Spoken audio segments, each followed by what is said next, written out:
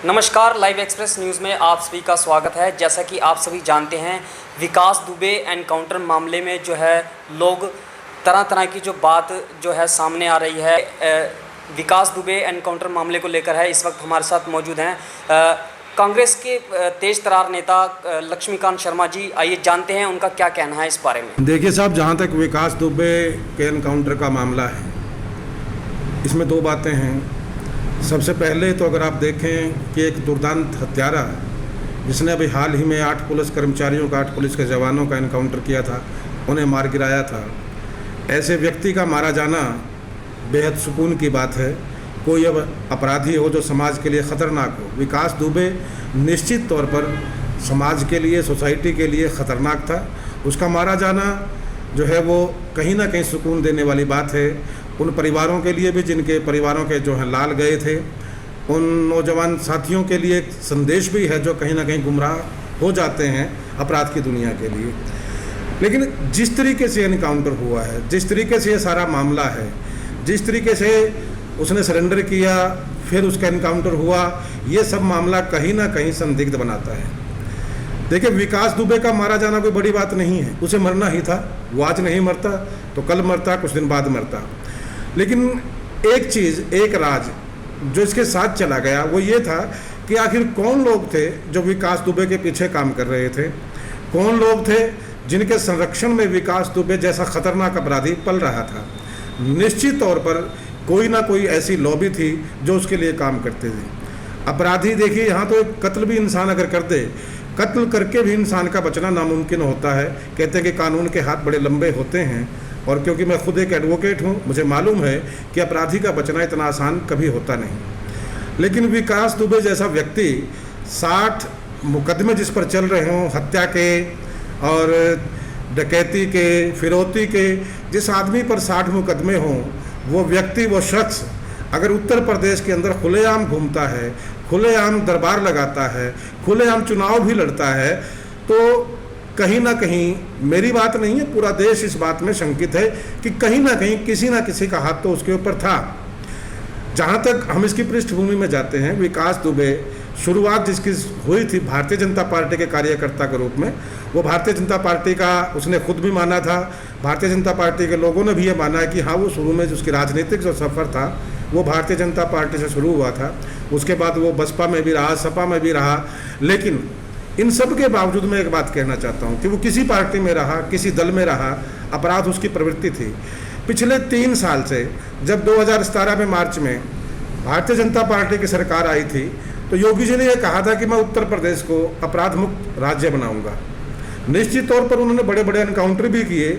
लेकिन मैं मोदी जी से पूछना चाहता हूँ, योगी जी से पूछना चाहता हूँ कि विकास दुबे में ऐसी कौन सी खासियत थी, क्या बात रही कि 60 मुकदमे होने के बावजूद, हत्या के मामले में उम्र कैद की सजा होने के बावजूद, कोर्ट से भगोड़ा घोषित होने के बावजूद, वो व्यक्ति, वो शख्स कानपुर में या अपने मकान में, अपने घर में अपना दरबार लगाता है और पुलिस को पता नहीं है, सरकार को पता नहीं है। ये तो बड़ी जो नासमझी की बात है अगर कोई ये कहे कि सरकार को पता नहीं था। निश्चित तौर पर वो सरकार के संरक्षण में था।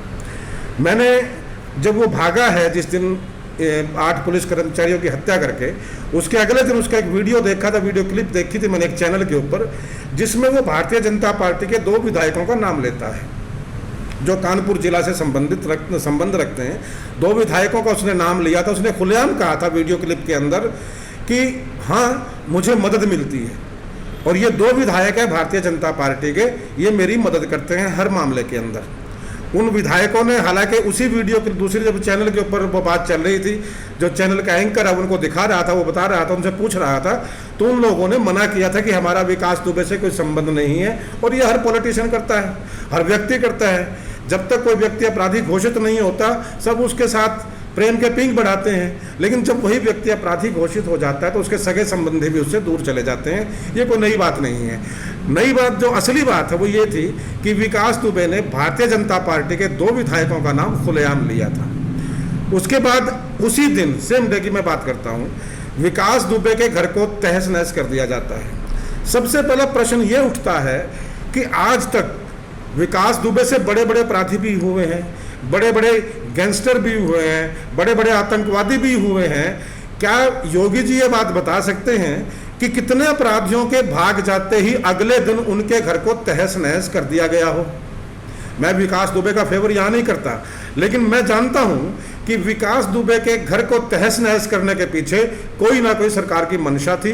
कुछ ऐसा काम था जो सरकार चाहती थी कि जनता के सामने ना आए, उसके घर में कुछ तो था। देखिए, या तो योगी जी बताएं कि विकास दुबे के घर को तहस नहस इसलिए किया गया और हमें ये हासिल हुआ, वहाँ से ये चीज़ें मिली हैं। योगी जी ने अब तक नहीं बताया, तो जाहिर तौर पर विकास दुबे के मकान में, घर में कुछ ऐसा था जिसे सरकार छुपाना चाहती थी, जिसे जनता के सामने आना देना नहीं चाहती थी, और वही काम उसने किया। मेरे ख्याल से, जहाँ तक मुझे इस मामले में संज्ञान है, कि कोर्ट के आदेश की भी कोई बात नहीं है कि कोर्ट ने आदेश दिया, सिर्फ विकास दुबे भागा उस रात के बाद, और अगले दिन ही विकास दुबे के घर को तहस नहस कर दिया गया, तोड़ दिया गया, बिल्कुल खत्म कर दिया गया, चकनाचूर कर दिया गया। उसकी बूढ़ी माँ का लिहाज भी नहीं किया गया। उसकी बूढ़ी माँ खुद कह रही थी विकास दुबे मिले तो बेशक एनकाउंटर कर दें, तो उसकी माँ का लिहाज भी नहीं किया गया। आखिर क्या मजबूरी थी सरकार की कि विकास दुबे के घर को तोड़ना पड़ा इस तरीके से, कि जैसे वहाँ पर कुछ खजाना था, सरकार ढूंढ रही थी, मिला नहीं, क्या हुआ, लेकिन सरकार ने आज तक स्पष्ट नहीं किया। ये सरकार की मंशा पर सवाल खड़ा करता है। वो 7-8 दिन तक भागता रहता है।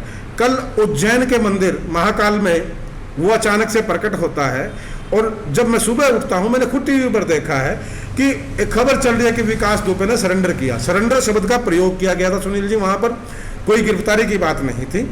वहाँ पे सब सरेआम दिखाया जा रहा था। विकास दुबे चिल्ला चिल्ला कर बोल रहा कि मैं विकास दुबे हूँ, कानपुर वाला विकास दुबे हूँ, कि कहीं कोई गलत ना समझ ले। देखिए, या तो विकास दुबे के मन में पहले से भय था कहीं ना कहीं सरकार की और विकास दुबे की, क्योंकि देखिए, उत्तर प्रदेश में भारतीय जनता पार्टी की सरकार है, मध्य प्रदेश में भारतीय जनता पार्टी की सरकार है। शिवराज सिंह चौहान का जो इतिहास है वो पूरा हिंदुस्तान जानता है कि व्यापम घोटाले के अंदर कितनी हत्याएं सरकार ने खुद वहां पर करवाई हैं, कितने कितने गवाह जो है व्यापम घोटाले की भेंट चढ़े हैं, तो ये दुनिया जानती है। तो कहीं ना कहीं सरकार का और विकास दुबे के मिली भगत थी। लेकिन विकास दुबे को ये करने, शायद उसे सरेंडर करवाया गया होगा, खुद सरकार ने करवाया होगा कि आप सरेंडर कर दीजिए, हम देखते हैं आगे का मामला। लेकिन विकास दुबे को कहीं ना कहीं ये एहसास हुआ होगा कि सरेंडर करने के बावजूद भी शायद वो ना बचे, इसीलिए वो चिल्ला चिल्ला करके बता रहा था कि मैं विकास दुबे हूँ कानपुर वाला, और एक व्यक्ति उसको चुप करवा रहा था। लिए बिल्कुल तय है, इसमें कोई गुंजाइश नहीं है कि कल आज चैनल कुछ देगा नहीं देगा, वो अलग बात है, क्योंकि ये मोदी का इलेक्ट्रॉनिक मीडिया है, इसके ऊपर आप भरोसा नहीं कर सकते। इनको जब सच होता है कुछ और दिखाते हैं, जब मोदी जी का डंडा चलता है और मोदी जी का जादू घूमता है तो सारे चैनलों की राय पलट जाती है। आज वो इलेक्ट्रॉनिक मीडिया क्या दिखाएगा मुझे इस बात से कोई लेना देना नहीं है, लेकिन कल जब सुबह हर चैनल पर खबर थी तो विकास दुबे के सरेंडर की खबर थी। जाहिर तौर पर वहाँ के कलेक्टर का बयान भी जो है वो दिखा रहे थे चैनल वाले कि उसको सरेंडर किया गया। तो क्या ऐसी मजबूरी पड़ गई कि जो व्यक्ति कल सरेंडर करता है, जिसने खुद पुलिस के हवाले किया खुद को, आज वो सुबह 6 बजे पुलिस के साथ धक्का मुक्की करके या पुलिस की पिस्तौल खोज करके भागने की कोशिश करता है। यार, अगर विकास दुबे को भागना होता तो वो कल ही भाग जाता, और या फिर अगर पुलिस को एनकाउंटर करना था तो उसका कम से कम कल ही कर देते, ताकि लोगों के मन में शंका ही ना रहती कि भाई पकड़ा, सरेंडर किया, क्या छुपाया, क्या किया। प्रियंका गांधी जी ने कल कहा था इस मामले को लेकर के, इस सारे मामले की सीबीआई जांच होनी चाहिए। इसका मतलब यह है कि पॉलिटिशियंस को भी, दूसरे लोगों को भी कहीं ना कहीं अंदेशा था, हर आदमी को अंदेशा था कि उसका एनकाउंटर होगा, और वो आज सरकार जो है योगी सरकार ने करके दिखा दिया।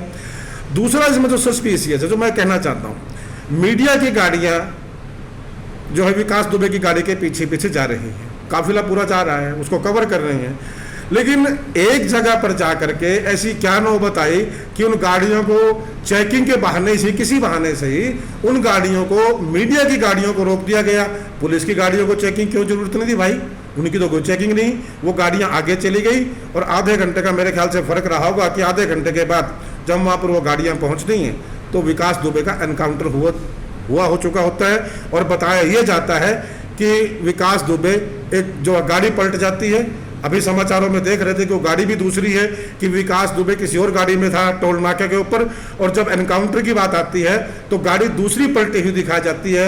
आखिर कहाँ पर विकास दुबे की गाड़ी को बदलने की जरूरत पड़ गई, एक गाड़ी से उतार कर दूसरी गाड़ी में उसको क्यों बिठाया गया, कैसे वो गाड़ी पलटी, जबकि सड़क तो बिल्कुल प्लेन है वहाँ पर के, हमने भी देखा समाचारों में, बिल्कुल सड़क प्लेन है, गाड़ी कैसे पलट गई। जाहिर तौर पर सरकार को कहीं ना कहीं अंदेशा हो चुका था कि विकास दुबे जिस प्रकार से अपनी पुरानी क्लिप के अंदर भारतीय जनता पार्टी के 2 विधायकों का नाम लेता है, कहीं ना कहीं सरकार का इसमें कोई घोलमेल था, कोई ना कोई गोलमाल था।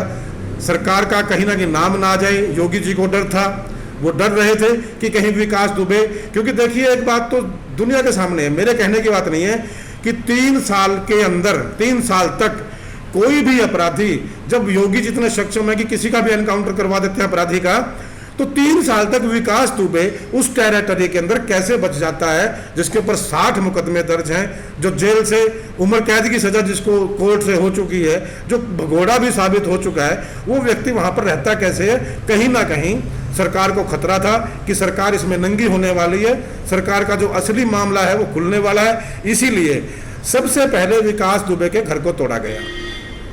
देखिए बड़ी सीधी सी बात है, एक व्यक्ति है 4 महीने 3.5 महीने से वो देश की राजधानी के अंदर है या नहीं पता नहीं, लेकिन वो गायब है। उसके ऊपर चार्जेस लगाए गए। मौलाना शाद की मैं बात करना चाहता हूँ। उस व्यक्ति को 3 महीने से दिल्ली पुलिस गिरफ्तार नहीं कर पाती। उसके घर पे मैं कहता हूँ चलो ठीक है, हो सकता है पुलिस को ना मिले, हो सकता है विकास दुबे भी ना मिलता, लेकिन क्या उसके खिलाफ कोई एक्शन लिया गया? साद के खिलाफ उसके घर पर क्या ऐसी कार्रवाई की गई है? जाहिर तौर पर नहीं की गई है, क्योंकि हो सकता है वहां पर ऐसा कोई खतरा ना हो कि वो किसी का नाम लेगा। विकास दुबे से कहीं ना कहीं सरकार को खतरा था।